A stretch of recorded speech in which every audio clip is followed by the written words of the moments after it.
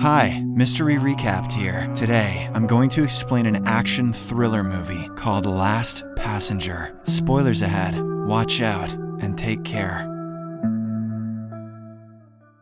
The movie opens inside a local train which is headed from London to Tonbridge. Hundreds of passengers are seen on board, and among them is our protagonist, Lewis Shaler. A doctor by profession, he is currently heading home with his little son Max. It is revealed that Shaler's wife passed away years ago, so he takes his son wherever he goes. Later, when he leaves his seat to answer a call, Max is approached by a fellow passenger named Sarah. Her seat is right next to theirs, so she tries to have a small chat with the boy, but Max, being the clumsy kid that he is, accidentally knocks over her takeaway coffee cup. This causes Sarah's coat to be drenched in coffee, and Shaler immediately arrives at the scene. He scolds his son and apologizes to Sarah for the inconvenience. He even offers to pay for the damages, but she politely refuses, saying it's all right. Shaler gives his boy a little nudge and a wink and says, "Good job, son." The two then engage in conversation and chat about various topics. When Sarah gets to know that Shaler is a doctor, she is genuinely impressed. She continues smiling at him and even plays with his kid. It is evident that she has fallen for him at first sight. After a while, Sarah gets busy on her phone while Shaler starts reading a newspaper. Max, as usual, plays with his toy dinosaur and snoops around the place. When he turns back, he notices a rowdy-looking passenger named Jan. The guy shows him a magic trick using a cigarette, but then scares him off with a horrid expression. Shortly after, the train conductor shows up to check the tickets. Jan is casually smoking a cigarette inside the compartment, so he's ordered to put it away, but he refuses and starts causing a scene. This angers some fellow passengers, and an old man named Peter even confronts him. Jan, who is clearly drunk, tries to intimidate the man by displaying some lame kung fu moves, but when Peter doesn't budge, he reluctantly puts away his cigarette and heads to the corridor section. The scene then cuts to an hour later, and we see that only a few passengers are remaining on the train. Shaler's attention is caught by a peculiar-looking man who is carrying a motorcycle helmet. When the train stops at a station, he seemingly gets out, but then he returns, drinks a can of beer, and heads inside another compartment. Shaler stares at the man for a while, but doesn't think much of it. Meanwhile, the conductor has finished checking all the tickets and is returning to his room, but as soon as he reaches there, he's pulled inside by a mysterious figure. On the other hand, Max has finally fallen asleep, and this has given Sarah the chance to talk with Shaler. She wastes no time and starts flirting with him, even making it clear that she's single. The naive doctor hesitates to come up with responses, as he is pretty nervous, but Sarah explains that he must buy her a new coat, as this one has been spoiled by his son. She then writes down her number on a piece of paper and hands it to him. Shaler happily accepts it and smiles back at her, implying that he is into Sarah. He would like to conduct an operation on her bomb. Some more stations later, the train is almost empty, except for a handful of passengers. Shaler gets up from a short nap and realizes that the train is stationary. He hears a hissing sound coming from outside, followed by an unknown guy running away. Then a loud bang is heard, and the train begins moving again. Shaler goes near the window and tries to see what's going on. To his utter shock, he witnesses an injured man crawling through the tracks. Shaler immediately goes to the conductor's room to report the matter. Being a doctor himself, he cannot bear to see others in pain, but even after knocking on the door several times, the conductor doesn't respond. Hearing the commotion, a gentleman emerges from the VIP section, and he's none other than Peter. He warns Shaler not to knock on that door, as it could lead to serious penalties. The latter explains that they need to urgently help an injured man who's crawling on the tracks, but Peter doesn't think they can help. He simply goes back to his room and closes the door shut. A while later, the train finally reaches Tonbridge, and both Sarah and Shaler prepare to get down.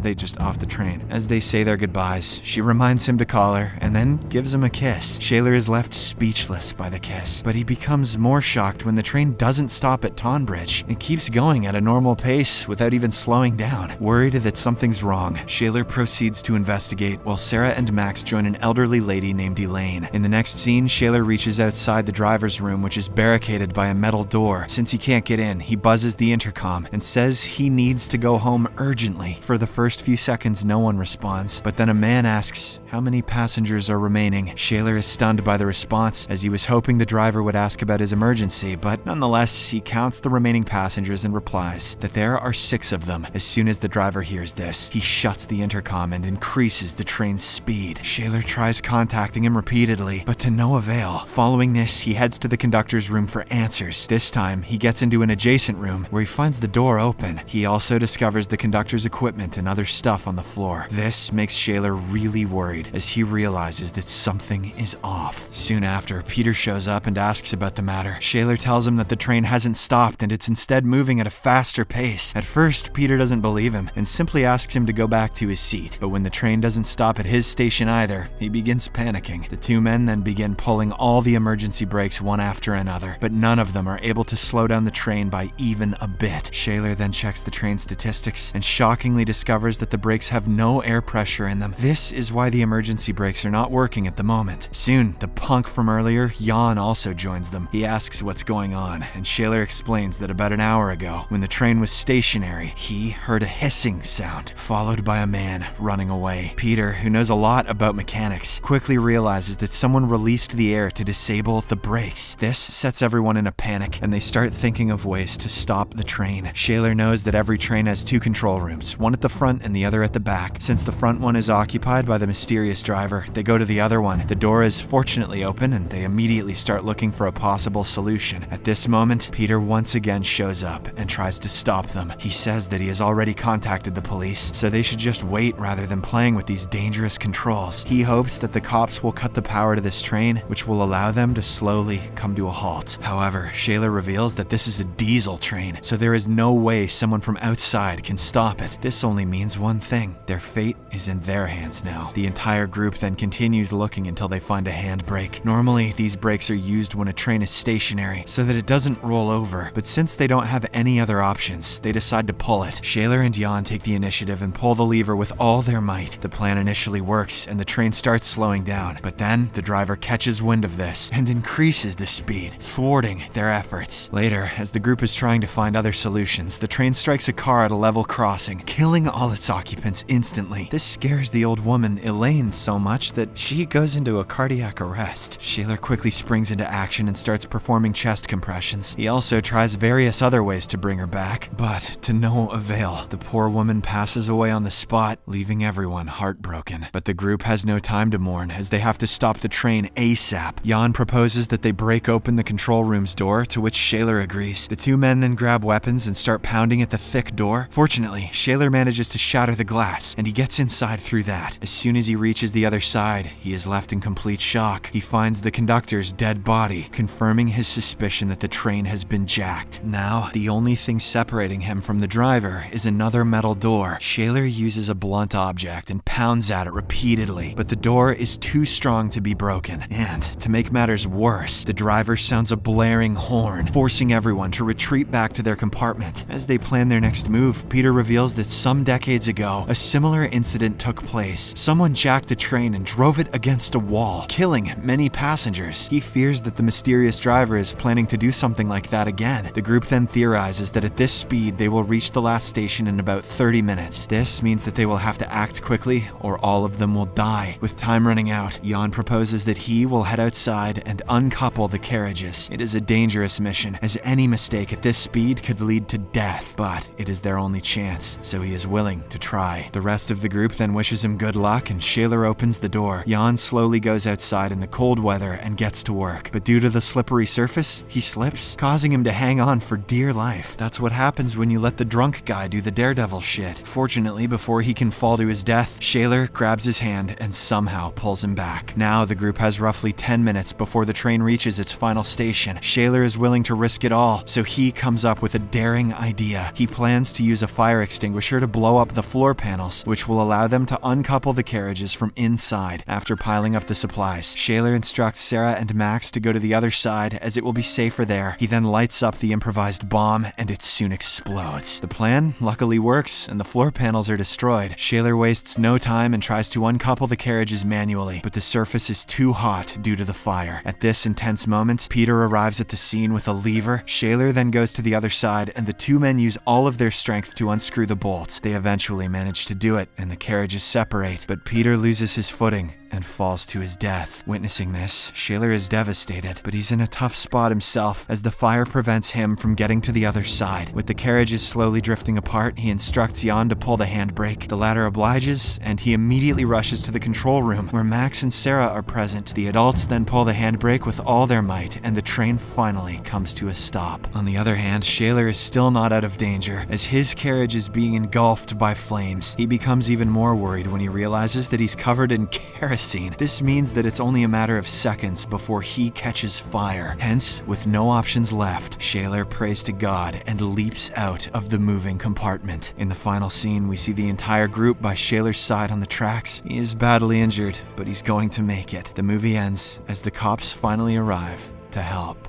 Subscribe for more videos like this, turn on notifications, and leave a like to help the channel out. Thank you for watching.